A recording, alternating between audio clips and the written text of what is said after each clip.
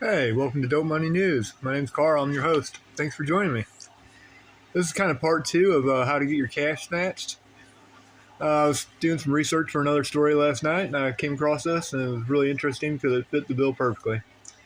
So, on how to get your cash snatched, I mentioned that there's like four things you got to do to get your cash snatched on the interstate, and that's have a Spanish name, be in a rental vehicle or a vehicle not registered in your name, have a bunch of cash, be traveling westbound on the interstate, and then last but not least, show any signs of being nervous.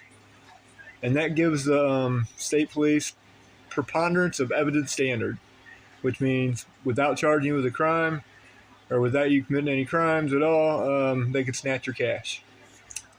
So I was doing some research, and I came across these two guys, Spanish, Jose Salgado and Alberto Aguilera. They were in an 18-wheeler that wasn't registered to either one of their names. They were traveling westbound on Interstate 80, and they were transporting a lot of cash. They had a lot of cash.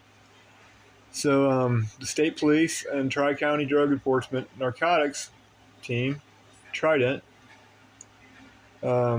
they use this thing called black asphalt that alerts them to suspicious vehicles.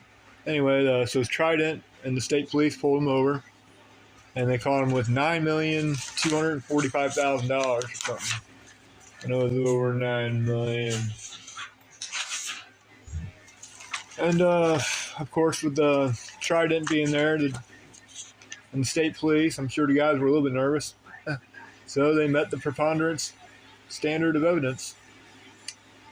$9,267,000 was seized from them.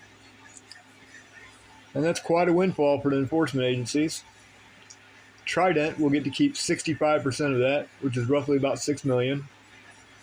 The state attorney and the prosecuting attorney will split 25%, which is $1.2 million each. And the Illinois State Police will keep 10%, which is about $1 million. It's been said that cross-border passenger vehicle travel has had a lot of restrictions because of the COVID-19 pandemic. So what I'm basically saying is regular cars are having a hard time getting across the border. So apparently, according to the Trident, cartels are using commercial 18-wheelers to transport their drugs and money. Laredo is one of the busiest ports of entry